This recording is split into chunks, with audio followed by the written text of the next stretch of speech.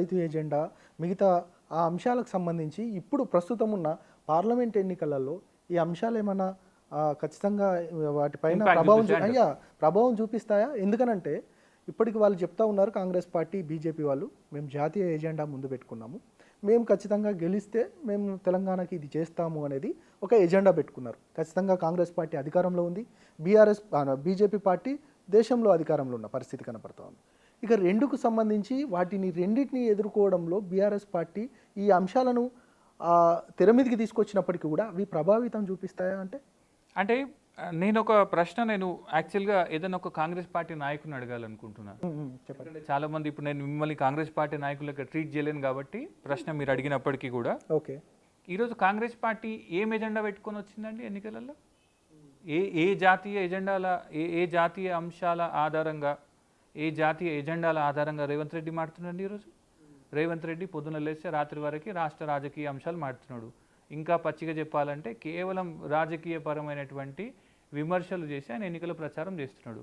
రేవంత్ రెడ్డికి ధైర్యం ఉందా అండి? మా ప్రభుత్వం వస్తుంది, రాష్ట్రానికి నేను ఒక ప్రాజెక్ట్ తెస్తా, లేదంటే రాష్ట్రానికి ఒక మెట్రో రైలు తెస్తా, మెట్రో ఎక్స్పాన్షన్ తెస్తా, లేదంటే రాష్ట్ర రైతాంగానికి సంబంధించినటువంటి ఒక ప్రాజెక్ట్ తెస్తా, జాతీయ హోదా తెస్తా, ఇట్లాంటి ఏదన్నా ఒక కేంద్ర ప్రభుత్వం అధికారంలోకి వచ్చిన తర్వాత రాష్ట్రానికి ఒనగూరేటువంటి ఒక ప్రయోజనం కానీ, ఒక ప్రాజెక్ట్ కానీ, నిధులు కానీ, స్పెషల్ ఫండ్ కానీ, ఇంకేదైనా ఒక అంశం చెప్పి ఓట్లాడుతున్నారా రేవంత్ రెడ్డి మొత్తం ముందు నుంచి చివరి వరకు ఆయన స్పీచ్ మొత్తం కూడా ఒక్క జాతీయ అంశం ఆధారంగా, ఒక నేషనల్ స్పెసిఫిక్ ఇష్యూ ఆధారంగా ఓట్లు అడగట్లేదు.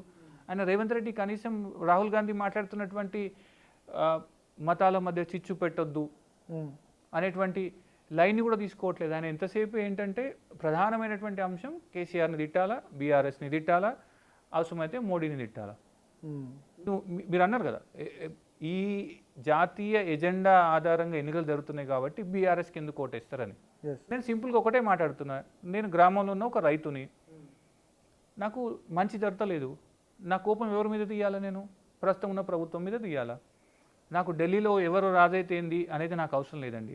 గల్లీలా నిలబడి నా వైపు ఎవరు మాట్లాడితే ఓకే. ఇప్పుడు వ్యతిరేక ఓటు, కాంగ్రెస్ పైన ఉన్న వ్యతిరేకత ఓటు అంతా బీఆర్ఎస్కి ఎట్లా షిఫ్ట్ అవుతుందని మీరు ఎట్లా అనుకుంటున్నారు? బీజేపీకి పోవచ్చు కదా? మీరు చెప్పింది 100% వాస్తవం. ఈ చర్చ చాలామంది చేస్తున్నారు. కానీ ఒక ఓటు ఒక పార్టీకి ట్రాన్స్ఫర్ కావాలంటే అనేక అంశాలు ఉంటాయి. ఫస్ట్ ఆ ఓటును వేయించుకోగలిగేటువంటి యంత్రాంగం ఉండాలి. ఈరోజు బీజేపీకి ఒక్క పార్లమెంటు నియోజకవర్గం పేరు చెప్పండి, పూర్తి స్థాయిలో అంటే గ్రౌండ్ నుంచి హెడ్ క్వార్టర్ వరకు పార్టీ కమిటీలు కానీ, పార్టీ మెంబర్షిప్ కానీ, పార్టీ ఎమ్మెల్యేల యంత్రాంగం కానీ, విస్తృతమైనటువంటి ఒక వ్యవస్థ ఉన్నటువంటి ఒక్క నియోజకవర్గం అని ఉందా రాష్ట్రంలో? ఇంక్లూడింగ్ హైదరాబాద్లో ఉన్నటువంటి సికింద్రాబాద్తో సహా మొదలు పెడితే ఆదిలాబాద్ వరకు, అటు అలంపూర్ వరకు వెళ్ళినా కానీ, నగర్ కర్నూలు వరకు ఒక్క నియోజకవర్గంలోనైనా బీజేపీకి పూర్తి స్థాయి యంత్రాంగం ఉందా?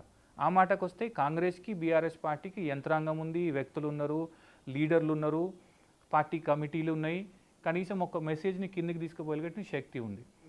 మీరు అన్నది ఎప్పుడు సాధ్యమవుతుంది? ఒక పెద్ద ఎత్తున వేవ్ ఉన్నప్పుడు, అంటే irrespective of the party cadre, party organisation structure ఏమన్నా కానీ ఓట్లు వేయాలరా భయ్ అని అనుకునేటువంటి మాట ఉన్నప్పుడు మీరు అన్నది వర్కౌట్ అవుతుంది.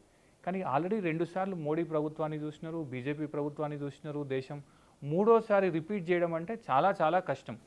మీ దృష్టికి తీసుకురావాలనుకుంటున్నా, నిజంగానే మూడోసారి తమ గెలుపు పట్ల అచంచలమైనటువంటి నమ్మకం కనుక ఉంటే కనుక నరేంద్ర మోడీ సడన్గా అభివృద్ధి ఎజెండా నుంచి మతం ఎజెండాలకు ఎందుకు వస్తాడండి? హిందూ ముస్లిం మాట ఎందుకు మాట్లాడు? నిన్న దాకా మాట్లాడింది ఇప్పుడు ఎందుకు మాట్లాడు? ఎందుకంటే 102 స్థానాలలో మొదటి దశ ఎన్నికలు పూర్తయిన తర్వాత వాళ్ళకు వచ్చిన ఫీడ్బ్యాక్ ఏంటిదంటే చాలా దారుణమైనటువంటి ఫీడ్బ్యాక్ ఉంది. మళ్ళొక్కసారి బీజేపీకి 2004 సందర్భంలో వాజ్పేయి గారి జమానాలో ఇండియా షైనింగ్ అనేటువంటి క్యాంపెయిన్ ఎట్లయితే ప్రజలలో ఒక సానుకూలతను క్రియేట్ చేసింది, కానీ ఎన్నికలలో అయితే ఓట్లు రాలే, సీట్లు రాలే. ఆ పరిస్థితి మళ్ళొక్కసారి బీజేపీకి ఎదురు కాబోతుంది. వికసిత్ భారత్ అనేది లేదు, ఆ పరిస్థితి జనాలు రిసీవ్ చేసుకుంటలేనటువంటి ఒక ఫీడ్బ్యాక్ వచ్చింది. కాబట్టి ఈరోజు మళ్ళీ బీజేపీ డైరెక్ట్గా తన డిఎన్ఏలో ఒక ఇంగ్రీడియంట్ ఏంటిది, హిందూ ముస్లిం, ఆ లైన్కి తీసుకెళ్ళిపోయినారు. నిజంగానే హిందూ ముస్లింకి కూడా జనాలు ఓట్లేస్తారా అంటే ఇక్కడ నేను ఒక విషయం గుర్తు చేస్తాను మీకు. ప్రజల ఆకలి నిండిన తర్వాత, కడుపు నిండిన తర్వాత, ఆకలి తీరిన తర్వాత మాత్రమే ప్రజలు మతం గురించో ప్రాంతం గురించి ఆలోచిస్తారు.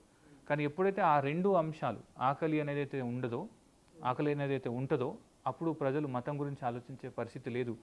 బీజేపీ నాకు తెలిసినంతవరకు తెలంగాణలో ఉన్నటువంటి 4 సీట్లు కాపాడుకుంటేనే అది అతిపెద్ద విజయం బీజేపీకి. ఎందుకంటే 2 రీజన్స్ వల్ల చెప్తున్నా. ఒకటి, పాన్ ఇండియా వేవ్ అయితే ఈసారి లేదు. గతంలో ఉన్నటువంటి బాలాకోట్ వేవ్ కానీ, ఇండియా అంటే పాకిస్తాన్ ఇప్పుడు ఉన్నది కదా, ఇప్పుడు వాళ్ళకు ఏదైతే ఇప్పుడు రాముడి గుడి వాటికి సంబంధించిన అంశాలు తెర మీద ఉన్నాయి కదా, అవి పెద్ద విస్తృతంగా ఆ అక్షింతలు వాటన్నిటికి సంబంధించి గ్రామాలలో కూడా విస్తృతంగా ప్రచారం చేశారు. ఖచ్చితంగా మనం ఓటేస్తే ఒక హిందూ అని అనుకుంటే ఖచ్చితంగా బీజేపీకి ఓటేయాలనేది కూడా విస్తృతంగా ప్రచారం జరిగింది. అది ఆ వేవ్ లేదంటారా? లేదు, 100% లేదు. ఎందుకంటే మీరు గమనిస్తే రాముడి గురించి రాష్ట్రంలో ఎన్నికల హడావిడి స్టార్ట్ కాకముందు ఎక్కువ మాట్లాడింది బండి సంజయ్. ఈరోజు బండి సంజయ్ కూడా రాముడి గురించి మాట్లాడలేడు. కేంద్ర మంత్రి కిషన్ రెడ్డి రాముడి గురించి మాట్లాడలేడు. డికేఆర్ నగారు రాముడి గురించి మాట్లాడలేరు. ఈటల రాజేందర్ రాముడి గురించి మాట్లాడలేరు. ఎందుకు ఒక్కసారిగా మారిపోవడానికి? నేను అదే చెప్తున్నా, రాముడి గురించి ఎందుకు మాట్లాడలేరు అని అంటే అందరికంటే ఎక్కువ పార్టీ పరంగా ఇంటెలిజెన్స్ ఉన్నటువంటి వ్యవస్థ ఏదైనా ఉంది దేశంలో అంటే అది బీజేపీ. ఎప్పటికప్పుడు వాళ్ళకి గ్రామీణ స్థాయి నుంచి మొదలుకొని ఢిల్లీ స్థాయి వరకు పొలిటికల్ ఇంటెలిజెన్స్ ఎక్కువ ఆర్గనైజేషన్ వైజ్ ఉన్నటువంటి పార్టీ బీజేపీ. వాళ్ళకి అర్థమైంది ఏంటంటే రాముడి ఈ గుడి నిర్మాణము అది అచీవ్ చేసినటువంటి డ్రీమ్. ఎప్పుడైనా కానీ నేను కారు కొనుక్కునేంత వరకే కారు పట్ల నాకు ప్రేమ ఉంటుందండి. కారు కొనుక్కున్న తర్వాత నా కళ నెరవేరుతుంది. నేను నెక్స్ట్ ఇంకో దాని ఇల్లు గురించి ఆలోచిస్తాను. ఇప్పుడు అట్లాగే ఇండియాలో కూడా దశాబ్దాల పాటు శతాబ్దాల పాటు పెండింగ్లో ఉన్నటువంటి ఒక గొప్ప డ్రీమ్ని బీజేపీ ఫుల్ఫిల్ చేసింది. ప్రజలంతా కూడా ఎస్ మేము ఫుల్ఫిల్ చేస్తారు కాబట్టి గతంలో 2 సార్లు ఓటేసినాం. మీరు ఈ కొత్త ప్రామిస్ కాదు కదా. ఇప్పుడు రాముడి గుడి నిర్మాణం అనేది అయోధ్యలో బీజేపీ ఫస్ట్ టైం తీసుకొచ్చి చెప్పినటువంటి ముచ్చట కాదు. 30-40 ఏళ్ళ నుంచి చెప్తున్న, 1990s నుంచి చెప్తూనే ఉంది. నువ్వు ఆ రోజు చెప్పినటువంటి మాట ఈరోజు నువ్వు ఫుల్ఫిల్ చేసినావు కాబట్టి ప్రజలు they may say thank you Modi, enough. కానీ వాట్ నెక్స్ట్? ఇంతకుముందు మీరు మాట్లాడుతూ ఏదైతే గ్రామాలలో ఇప్పటికీ కూడా గ్రామ కమిటీలు లేవు బీజేపీకి, ఒక ఫుల్ ఫ్లెడ్జ్డ్ వారికి ఒక ప్రజల నుంచి ఓటును మలుచుకునే విధానము వారికి ఆ ఆర్గనైజేషన్ సెక్టార్ లేదని మీరు అన్నారు వాస్తవానికి. కానీ వారికి అవన్నీ లేకముందే గతంలో 4 సీట్లు వచ్చినాయి. ఎగ్జాక్ట్గా నేను అదే చెప్పిన ఇంతకుముందు. ఎప్పుడైతే ఒక వేవ్ ఉంటుందో అంటే మొత్తం భావోద్వేగం అనేది వ్యవస్థని ఓటింగ్ ప్రక్రియని ప్రభావితం చేసినప్పుడు, అప్పుడు గతంలో భావోద్వేగం ఏముండేది? గుస్కే మారింగే, పాకిస్తాన్ లోపలికి వెళ్ళి కొట్టొస్తాం మేము, బాలాకోట్ దాడులు చేసినాం మేము, దాడుల తర్వాత మేము అక్కడికి వెళ్ళి కొట్టొచ్చినాం అంటే అప్పుడు ఏమవుతుంది? పాకిస్తాన్ అనేది దేశంలో ఒక పెద్ద శత్రువుగా క్రియేట్ చేసి చిన్నపిల్లగాడి నుంచి పెద్ద ముసలోడి వరకు కూడా ఏముంటుంది, పాకిస్తాన్ అనగానే వాడి లోపల ఉన్నటువంటి భావోద్వేగం బయటకు వస్తుంది. ఆ భావోద్వేగం పైగా ఏంటిదంటే మోడీ అప్పటికి 5 సంవత్సరాలు మాత్రమే పూర్తి చేసుకున్నారు. మోడీ క్రెడిట్ ఐ మీన్ ఆయన ట్రాక్ రికార్డ్ని చూపించి ఓట్లు అడిగినాడు. అంటే అన్ని రకాల సానుకూలతలు అప్పుడు 19లో ఉండే. నేను 5 ఏళ్ల పాటు నాకు ఒక అవకాశం ఇచ్చినారు, నేను ఆన్ ది ట్రాక్లో వెళ్తున్నా.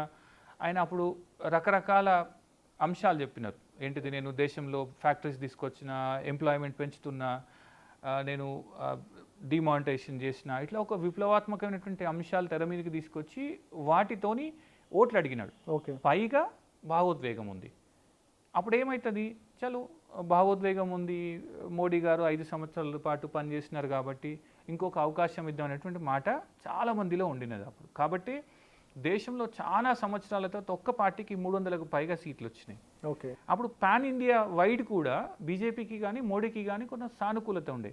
ఇప్పుడు ఆ పరిస్థితి ఉందా అని అంటే, ఇప్పుడు మొన్న తమిళనాడు ఎన్నికల తర్వాత తమిళనాడులో 25% ఓట్లు వస్తాయని చెప్పి బీజేపీ చెప్పింది. కానీ స్వయంగా ఆ పార్టీ అధ్యక్షుడే అన్నమలై ఏమన్నారు? మొత్తం మా ఓట్లన్నీ తీసుకుపోయినారు, మమ్మల్ని ఓట్లు వేయలేరు, మా ఓట్లను డిలీట్ చేసినది డిఎంకే పార్టీ, కుంటి సాకులు చెప్పడం స్టార్ట్ చేసినారు. ఫస్ట్ ఫేజ్ తర్వాత నరేంద్ర మోడీ ఎప్పటిదాకా చెప్పిన వికసిత్ భారత్ ఇదంతా ఏదో అయితలేదు రాబాయ్ అని చెప్పి పక్కన పెట్టేసిండు. అంటే బీజేపీలోనే ఒక భయాందోళన స్టార్ట్ అయింది. మళ్ళీ 303 వస్తాయా, రాకపోవచ్చు అనేటువంటి భయం ఉంది కాబట్టి వాళ్ళు బ్యాక్ ట్రాక్ చేసినారు. అంటే ఎప్పుడైతే నీకు భావోద్వేగం లేదో, పాన్ ఇండియా వేవ్ లేదో, మోడీ స్వయంగా కొంత భయపడినట్టు కనిపిస్తుందో, ఆటోమేటిక్గా ఇక్కడ ఉన్నటువంటి స్థానిక బీజేపీ నాయకులకు ఎట్లాంటి ధైర్యం ఉంటుంది, ప్రజలకు ఎట్లాంటి ధైర్యం ఉంటుంది? కాబట్టి నాకు తెలిసి ఈసారి గెలిస్తే ఖచ్చితంగా ఇది పార్టీల మధ్య యుద్ధమే ఉంటుంది.